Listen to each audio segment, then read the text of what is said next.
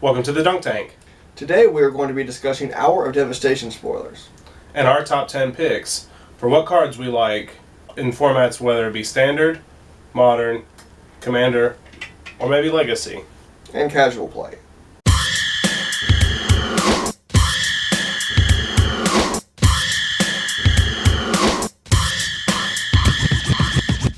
But first, today we're going to crack a pack of Conspiracy Take the Crown. For our pack, we got Ember Beast, Absorb Viz, Illusionary Informant, Lay of the Land, Throne Warden, Lace with Moonglove, Zealous Strike, Flame Slash, Ogre Sentry, Killshot, Alpha Guardhound, Coveted Peacock, Manaplasm, Sanctum Prelate was our rare, this case mythic, and Incendiary Descent was our conspiracy card, and we got a soldier token. Killshot's pretty good for pick one. Kill anything? Assuming that we're doing this in a conspiracy draft, I'd probably take Coveted Peacock. It's not bad. Because it's a 3/4 attacker. Yeah. Flying attacker. Very Yeah. important. Flame Slash is pretty good too. Coveted Peacock is my pack one, pick one. Killshot, Flame Slash is pretty close.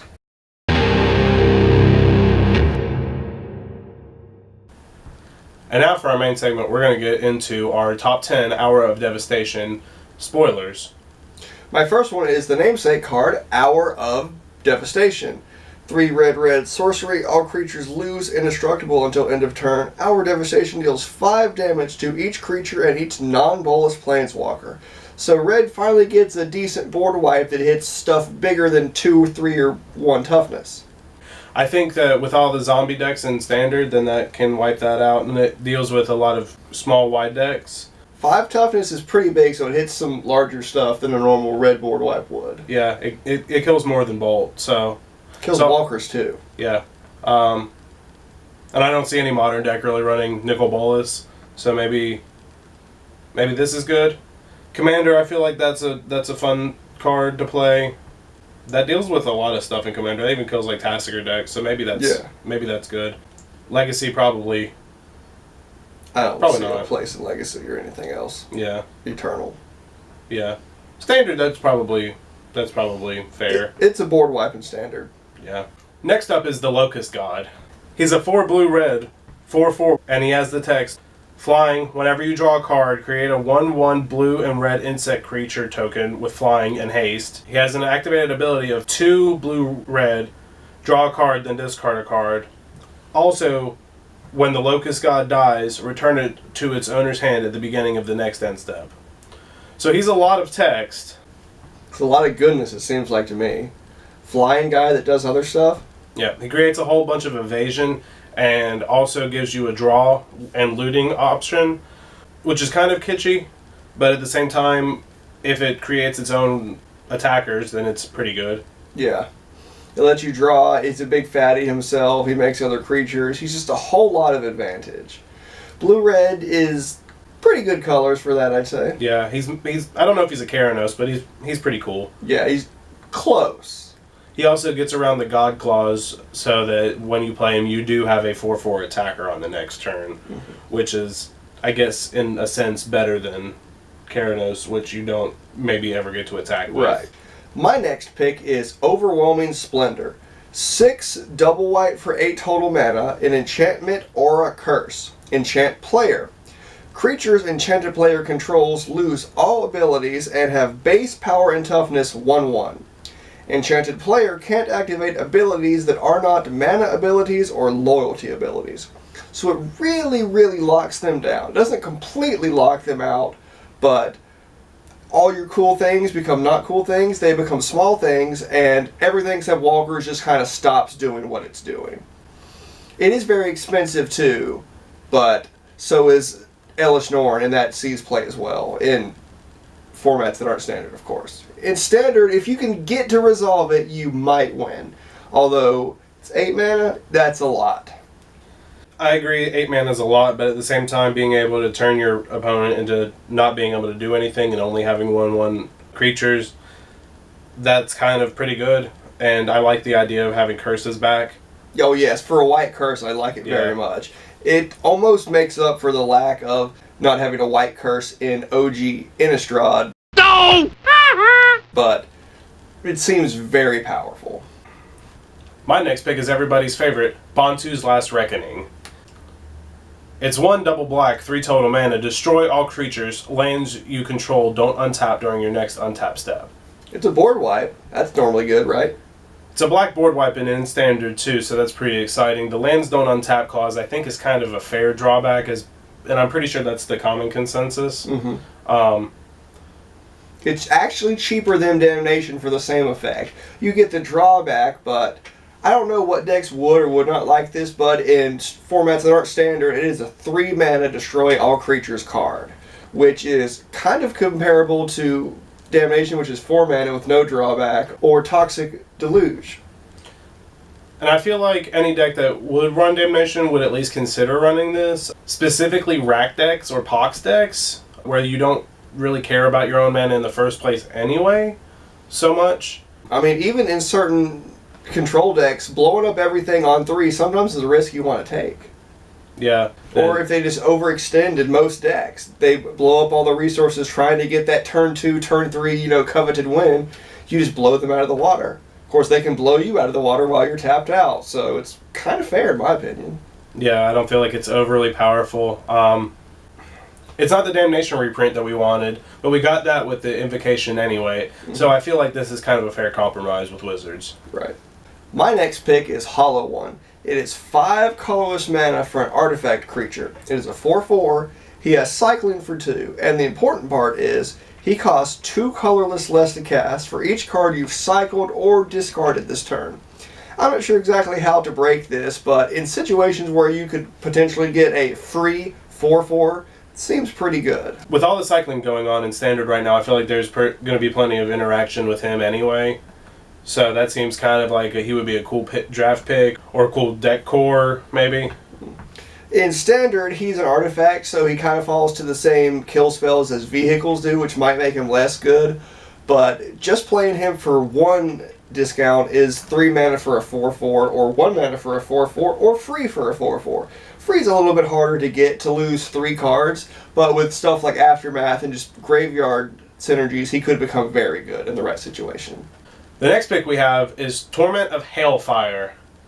For X and double black, repeat the following process X times. Each opponent loses 3 life unless that player sacrifices a non-land permanent or discards a card. And it's a sorcery. It's also a sorcery speed. So for 1 time, it's okay. Once you start dumping 3, 4, 5 mana into that X, it becomes incredibly powerful, I think. This card for 3 and double black seems pretty solid every time you play it.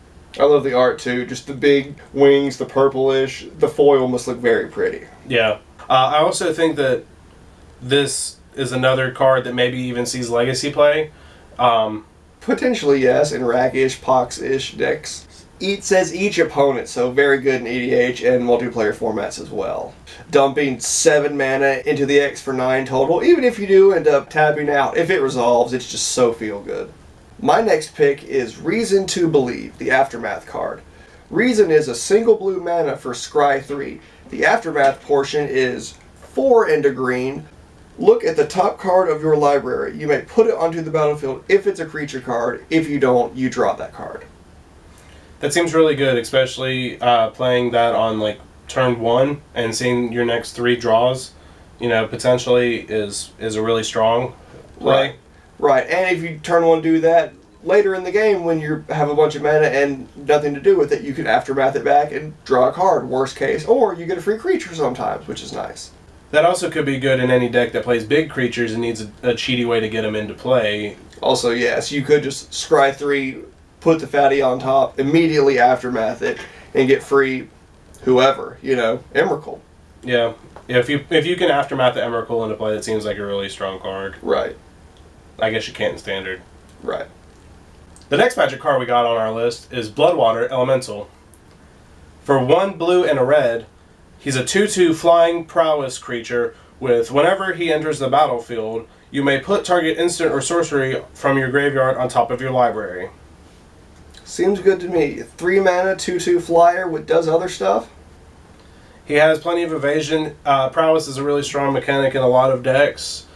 In Modern, he may have a home in some sort of blue-red Prowess shell. Kind of tempo-y Delver-ish decks, like Storm Chaser. Yeah, he might be Delver's replacement in those styles of decks. I mean, you could put Cruel Ultimatum back on top, or all sorts of fun stuff. Yeah. Or you could Torrential Gearhulk Cruel Ultimatum, which is also cool. Mm-hmm. My last card is Supreme Will. A blue and 2 colorless mana, instant speed. Choose 1. Counter target spell unless its opponent pays 3, better known as Mana Leak. Or, look at the top 4 cards of your library. Put 1 into your hand and the rest on the bottom of your library in any order, better known as Anticipate. So, seems pretty strong to me. Yeah, for 3 mana, that's pretty good. It's slightly worse than either one of those individual cards, but having the versatility, I think, makes it kind of fair. Right. You end up paying 1 colorless mana extra for you get to choose 1. That seems pretty good to me. Especially if you're holding up the counter spell and they don't do anything, then you get to anticipate going into your turn. Seems kind of fair anyway. Right. Just, it's very versatile, very well costed, and the art looks pretty cool too. And my last card is the Pseudo Zombie Lord, Unraveling Mummy. He's a 1 white and a black for a 2/3 creature, zombie creature, with 1 and a white, target attacking zombie gains lifelink until end of turn, and 1 and a black, target attacking zombie gains death touch until the end of turn. It's a white zombie, but it's still a pretty good zombie. He bridges white and black, which has always needed some sort of fair bridge of a lord. And I feel like if we're not going to get a 2-drop lord, then a bridge is just as good. Mm-hmm. He also pumps up Tidehollow Scullers in Modern, which is a really relevant thing considering that card is very, very good as seen in Hate Bears. Mm-hmm. He does a lot of cool stuff in a lot of decks, actually, because there's lots of good cards that just happen to be zombies, besides just really good zombies like Drolf's Messenger, Diregas Captain, and whatnot. Exactly. He has some potential to make even an Esper zombie list seem viable. That seems spicy. So that's our top 10 picks for the spoilers of Hour of Devastation. Let us know in the comments down below what you think. Please like and subscribe, and show your friends if you enjoy it. And again, this has been episode 2 of the Dunk Tank. Make sure to tune in next week where we discuss something different. I'm Vega. And I'm Billy. Thank you for tuning in. Hailfire. Yeah, Hailfire. Hailfire. Hailfire. Tormation.